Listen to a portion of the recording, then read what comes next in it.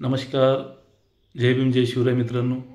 Sandeep Kamble official या YouTube चॅनलमध्ये आपलं मनापासून स्वागत. या व्हिडिओच्या माध्यमातून अतिशय महत्त्वाची आणि आपल्याला अत्यंत उपयुक्त अशी माहिती बघणार आहोत.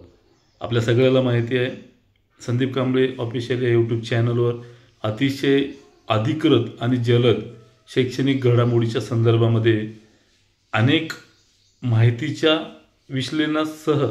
विश्लेषण करून किंवा संभाव्य त्या संदर्भातल्या असणाऱ्या अडचणी या सगळ्या गोष्टीच्या संदर्भामध्ये सविस्तर आणि रीतसर असे अपडेट आपल्या सगळ्यांपर्यंत पोहोचवली जाते. त्याचाच एक भाग म्हणून आपल्या सगळ्याला माहिती यापूर्वी एक शेवटचा जो काही व्हिडिओ पोस्ट केलेला होता तो अधिवेशनातील ज्या काही विधानसभा प्रतिनिधी असो किंवा विधान परिषदेच्या सदस्यांनी असो त्या ठिकाणी पवित्र पोर्टलच्या संदर्भात केलेली चर्चा, त्या ठिकाणी अक्षरशः संस्था चालकाकडून अशा लोकप्रतिनिधींनी पदवीधर आमदार, शिक्षक आमदार यांनी कदाचित सुपारी घेऊन अधिवेशनामध्ये पवित्र पोर्टलचा बलात्कार करण्याचा प्रयत्न केलेला. या पवित्र पोर्टलला बंद करण्यासाठी पूर्ण हटास केलेला जो काही षडयंत्र होतं ते षडयंत्र जे आहे ते षडयंत्र हाणून पाडण्याचं काम त्या ठिकाणी शिक्षण राज्यमंत्री पंकजी भोयर साहेबांनी त्या ठिकाणी केलेला आहे.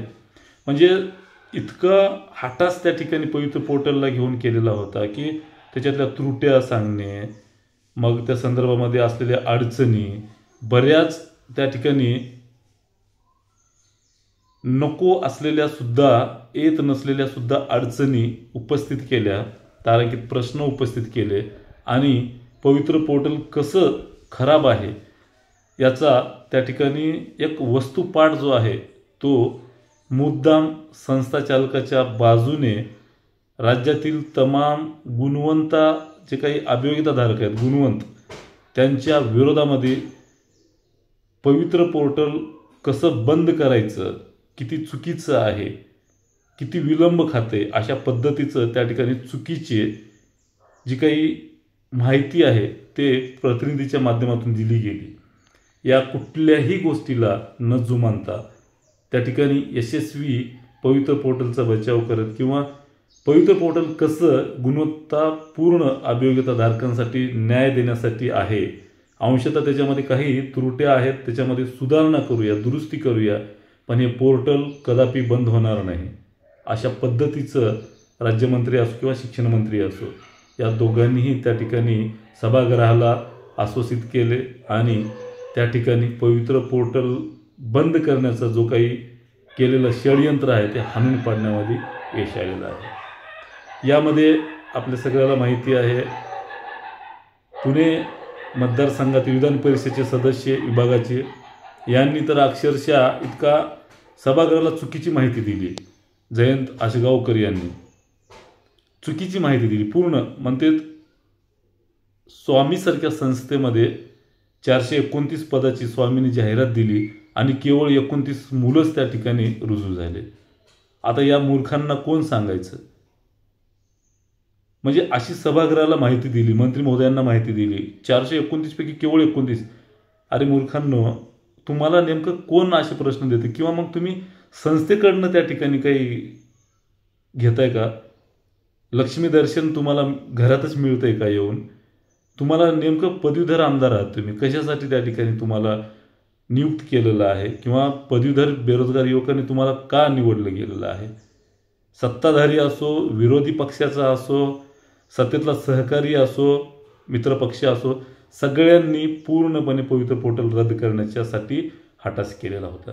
मी एकाचंच नाव घेणार नाही, सगळेच पदवीधर आणि शिक्षक आमदार केवळ नालायक नाही तर मूर्ख सुद्धा आहेत. मी मुद्दाम सांगतोय पवित्र पोर्टल हे तमाम बेरोजगार DED BEd धारकांना त्या ठिकाणी प्रतिनिधित्व देते. संस्था चालकांची मक्तेदारी मोडून काढले, नाहीतर मग यापूर्वी संस्था चालकांच्या त्या ठिकाणी सून म्हणा, संस्थाचालकाची मुलं म्हणा, नातू म्हणा, हीच लोक लागायची. पण हीच पोटदुखी जी आहे ती संस्थाचालकांची झालेली आहे. नक्कीच त्याच्यामध्ये थोडीफार चुका आहेत. आता निरंजन डावखरे साहेब यांनी सुद्धा त्या ठिकाणी म्हणले की पवित्र पोर्टलमध्ये OTP येत नाही, काय की फलाना बिस्ताना एरर येते, ऐसा वैसा. आता यांना कोण सांगायचं की OTP कधी दिला जातोय, साईट चालत नाही म्हणे, काहीच होत नाही, कसलीच अडचण येत नाही. म्हणजे एवढ्या कारणासाठी तुम्ही पवित्र पोर्टल खराब आहे म्हणता. तलसीमा नावाची कंपनी फार व्यवस्थित पारदर्शकरित्या काम करते. आम्ही आहोत ना मुलांच्या समस्या सोडवण्यासाठी, आम्हाला माहिती आहे ना. म्हणजे काहीही करायचं, आटापिटा करायचं आणि पवित्र पोर्टल कसं खराब आहे, कसं बदनाम करायचं, कसं रद्द करायचं आणि संस्थेचे अधिकार जे आहे ते संस्था चालकांना कसे मिळवून द्यायचे, यासाठी केवळ हे पदवीधर आणि शिक्षक आमदार काम करतात. आणि त्याच्यामध्ये अपवादात्मक काही लोक आहेत जे की विद्यार्थ्यांच्या हितासाठी काम करतात. आता नागो गाणार साहेबांनी विद्यार्थ्यांच्या हितासाठी अनेक कामं केली. अनेक पदवीधर आणि शिक्षक आमदार पण आहेत, त्यावर मुद्दाम बोलले सुद्धा नाही पवित्र पोर्टलच्या संदर्भात. कारण या दलदलीमध्ये त्यांना फसायचं नव्हतं किंवा या दलदलीमध्ये त्यांना व्यक्त व्हायचं नव्हतं. म्हणजे यांनी केवळ सुपारी घेऊन पवित्र पोर्टल कसं बंद करता येईल असा हट्टास या पदवीधर आमदारांनी आणि शिक्षक आमदारांनी लावलेला आहे. यांना चांगलं लक्षात ठेवायचं, या लोकांना चांगलं लक्षात ठेवायचं आणि येणाऱ्या निवडणुकीमध्ये यांनी कुठेही जर थांबले ना तर यांच्या विरोधात प्रचार करायचा आणि यांना हाकलूनच लावायचं, मग ते कोण्याही पक्षाचा असो. पण या ठिकाणी या घेतलेल्या निर्णयाचा प्रत्येक चुकीच्या पद्धतीनं मांडलेली मतं पवित्र पोर्टलच्या संदर्भामध्ये त्या ठिकाणी पंकज भोयर साहेबांनी खोडून काढले आणि सभागृहाला वचन दिलं की पवित्र पोर्टलमध्ये अंशतः काही दुरुस्त्या करूया, चुका झाल्या असतील किंवा मग त्याच्यामध्ये वेळ जात असेल तर त्याला आपण गती निर्माण करण्यासाठी त्यांनी तात्काळ तशा पद्धतीचे आदेश देऊन त्याच्यामध्ये दुरुस्ती करण्याची अभिवचन दिलेलं आहे. मात्र पवित्र पोर्टल कधीही बंद होणार नाही असं त्या ठिकाणी ठणकावून त्या ठिकाणी सभागृहाला सांगितलेलं आहे. आणि याचाच भाग म्हणून राज्यातील तमाम अभियोग्यताधारकाच्या माध्यमातून त्यांचं प्रतिनिधित्व म्हणून मी स्वतः 15 तारखेला, म्हणजे 15 तारखेची गोष्ट आहे ही सभागृहाची, 15 तारखेला त्या ठिकाणी मी स्वतः पंकज भोयर साहेब राज्यमंत्री यांना स्वतः कॉल करून एक वचन दिलं की पवित्र पोर्टलवर जेव्हा जेव्हा असा जाणीवपूर्वक मुद्दाम अभियोग्यताधारकांच्या गुणवत्तेला वाव देणारं पवित्र पोर्टल याला जर कोणी घाला घालण्याचा प्रयत्न करत असेल तर आम्ही कुठलं पक्ष, कारण आम्ही अभियोग्यताधारक आहोत, आम्हाला काही पक्ष काही देणं घेणं नसते, पण आम्ही तेव्हा तेव्हा सत्ताधारी पक्षांच्या सोबत असू, तुमच्या कायम सोबत असू हे शब्द दिलाय आणि तमाम महाराष्ट्राच्या अभियोग्यताधारकाच्या वतीनं त्यांचं कौतुकी केलं आणि आभारी मानलेलं आहे. स्वतः कॉल करून परवाच्या दिवशी या अनुषंगाने मी राज्यमंत्री पंकजजी भोयर साहेब यांच्यासोबत संवाद साधलेला आहे आणि असाच संवाद प्रत्यक्ष भेटून सुद्धा त्या संदर्भामध्ये साधला जाईल. आता पवित्र पोर्टलमध्ये काही त्रुटी आहेत का? ठीक आहे, या लोकांनी असं सांगत नाहीत की एवढी शिफारस केली जाते तर त्या ठिकाणी उमेदवार येतात तर ते कुठं तर लागलेले असतात, मग ते करतच नाही म्हणतात. अरे मूर्खांनो, या संस्थाचालकांनी त्या शिफारस झालेल्या 10 उमेदवारांना कॉल करून सांगतात की आमच्याकडे इतका रेट चालतोय, तुमच्याकडे आहेत का तरच या. मी तर म्हणतो तुम्ही हा मुद्दा का सभागृहामध्ये व्यक्त करत नाही लोकप्रतिनिधींनी किंवा या पदवीधर आमदारांनी, ज्याने पोर्टल बंद करा म्हणले, ज्या शिक्षक आमदारांनी पोर्टल बंद करा म्हणले, यांनी हा मुद्दा का सांगत नाहीत? पैसे मागणी होती म्हणून. जाणीवपूर्वक चुकीच्या पद्धतीनं रोष आणायचा सरकारवर आणि चुकीच्या पद्धतीनं पोर्टल बंद करा म्हणून तमाम राज्यातील गुणवंतधारक जे काही अभियोग्यताधारक आहेत त्यांना वेठीस धरायचं.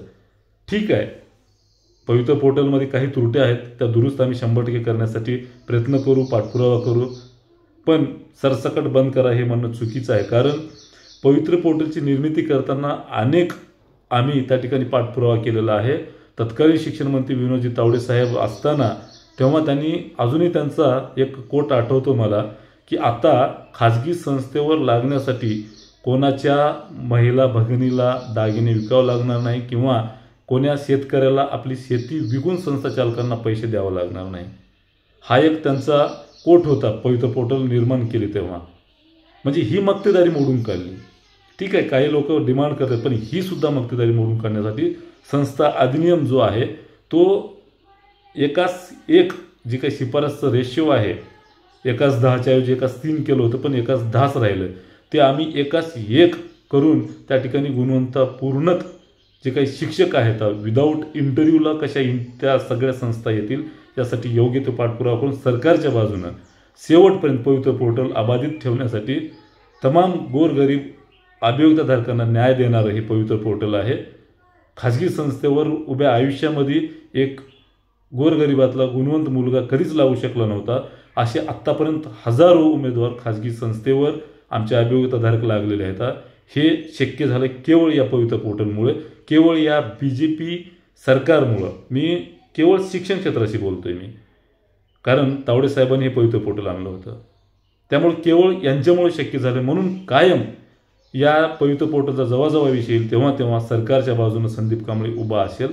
आणि कारण का असेल तर हे तमाम राज्यातील अभियोग्यताधारकांचं, बेरोजगार अभियोग्यताधारकांचं प्रतिनिधित्व आहे पवित्र पोर्टल. म्हणून पवित्र पोर्टल तर कधीच बंद पडू देणार नाही. आणि जेव्हा जेव्हा पवित्र पोर्टल बंद करण्यासाठी घाला घातल्या जाईल तेव्हा तेव्हा आम्ही सरकारच्या बाजूने उभा राहू आणि पवित्र पोर्टलच्या माध्यमातून जे काही बेरोजगार उमेदवारांना संधी मिळते त्यामध्ये आमचं हित आहे. त्यामुळे हे पवित्र पोर्टल अजून अधिक पारदर्शक करण्यासाठी 100% प्रयत्न करू. तूर्तास थांबतो. धन्यवाद. जय भीम, जय शिवराय.